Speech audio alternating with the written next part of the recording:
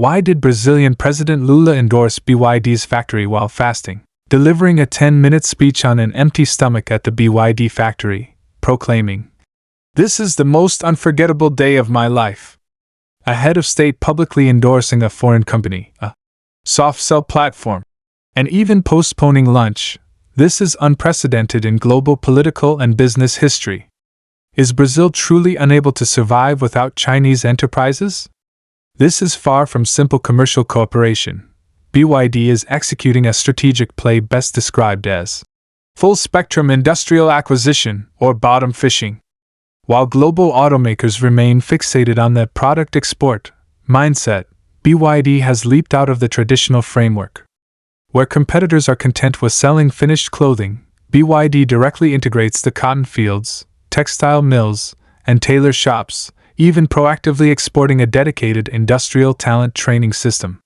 Taking the Brazil project as an example, facing a rusty, 3-year abandoned Ford plant in Camaçari, BYD leveraged 3 billion Brazilian reals to ignite a textbook industrial revolution. It not only completed intelligent plant renovation but also used it as the core to link the entire industrial chain, including battery R&D, component manufacturing, and complete vehicle assembly, establishing South America's first new energy industrial cluster. This acquisition action simultaneously revitalized idle assets and elevated Brazil into a high ground for the Latin American new energy sector, achieving mutual empowerment for both the company and the local economy. In the arid plains of São Paulo state, this BYD superfactory is growing at a visible pace.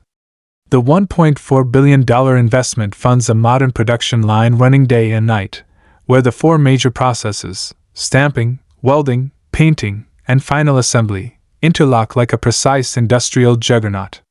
The planned 150,000 units/year capacity has already astonished local industry, as it's equivalent to 1.6 times Brazil's total new energy vehicle sales in 2023. Even more shocking, the company plans to double capacity to 300,000 units by 2026, a figure that not only far surpasses the historical peak of local Brazilian automakers but also completely reconfigures the South American new energy landscape with the force of a market disruptor. With the full rollout of the supply chain, from battery components to vehicle final assembly, this industrial chain is expected to create over 20,000 direct jobs and indirectly activate upstream and downstream logistics and parts manufacturing, potentially supporting up to 50,000 jobs in total. At a time when Brazil's NEV market is still nascent, BYD's gamble is both a testament to its absolute confidence in its technology and a strategic move to reshape the global new energy industrial structure. Behind the president's skipped lunch lie the failures of European and American car manufacturers, the confidence of Chinese technology, and a new playbook for the global South.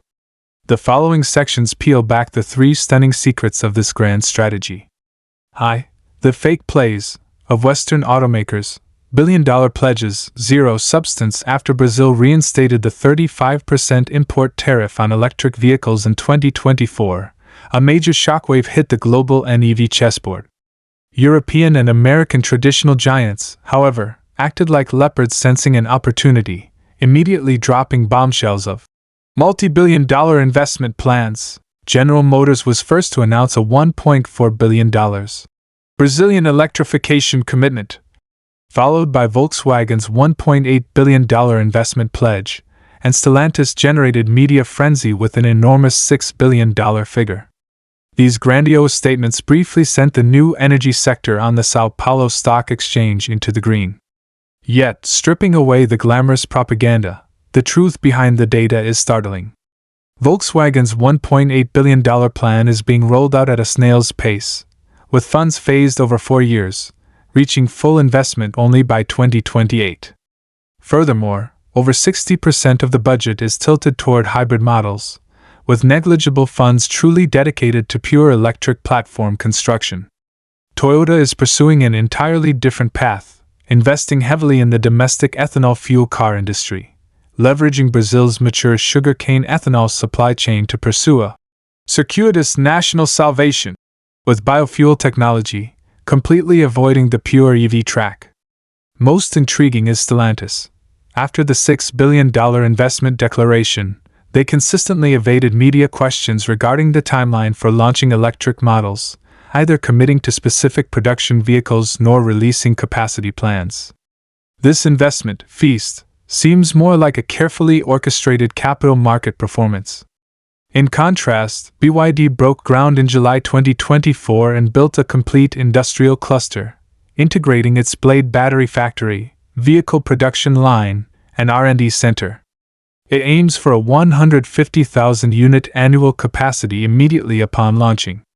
What's more, the Ford facility it took over laid off 2,000 workers when Ford withdrew. BYD not only rehired every one of those workers but plans to add another 3,000 jobs. 2. Technological dimensionality reduction attack.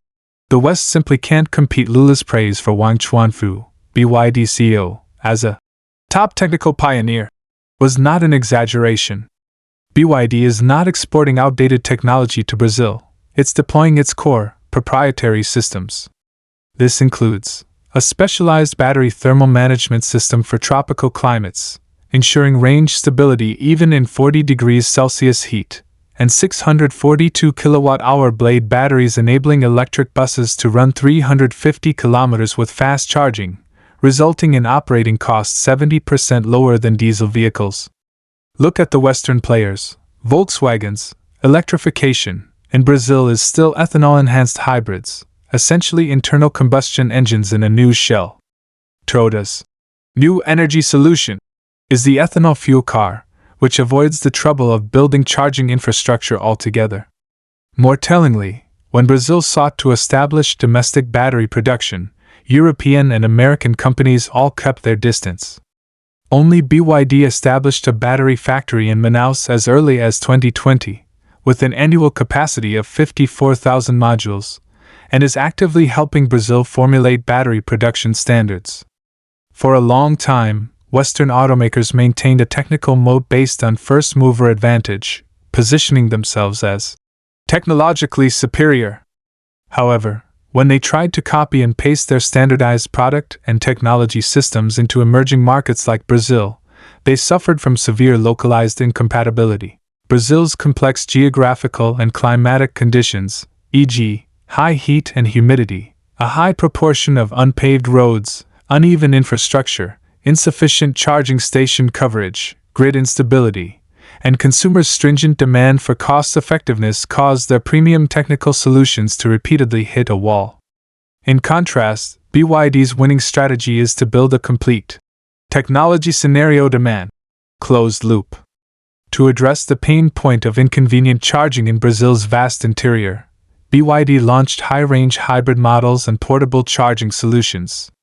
To adapt to the tropical climate, the R&D team specifically optimized the battery thermal management system, ensuring stable performance in extreme environments.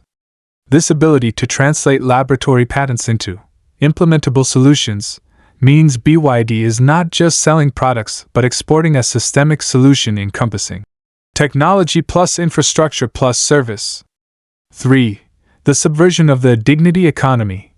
Winning hearts is more powerful than winning profits. Lula's statement about bringing dignity hits the nail on the head. Before BYD arrived, workers in Camaçari were surviving on odd jobs, and after Ford's withdrawal, many were destitute. Now, BYD workers earn 30% higher than the local average and are learning core battery and vehicle manufacturing technologies. Many have genuinely renovated their homes and bought new appliances. This is something European and American car manufacturers failed to do for decades. Volkswagen has sold cars in Brazil for 50 years but only built assembly plants, imported all core components, and repatriated all profits. General Motors was even worse, cutting Brazilian workers in 2020, only to now suddenly claim they are investing in electrification. BYD, however, brought the full chain, battery, motor, and electronic control, to Brazil, even building R&D centers, transforming locals from screw tighteners to car builders. In the wave of global industrial chain restructuring, globalization has long transcended simple commodity trade. Looking back, the colonial-style cooperation model led by the West much like the 19th century rubber plantation economy, was based on resource extraction while keeping core technology firmly controlled, trapping partners in a resource curse development predicament. China's promoted model of symbiotic development is the modern interpretation of the ancient Silk Roads. Mutual exchange and shared prosperity. Taking BYD's factory in Brazil as an example, it did not just bring an NEV production line, it also established a supporting battery R&D center and a vocational technical training school, integrating the concept of teaching people to fish into every detail of cooperation. The fact that Brazilian President Lula personally endorsed the groundbreaking ceremony for the Itumba factory reflects the deep expectations of Latin American nations for a new model of cooperation.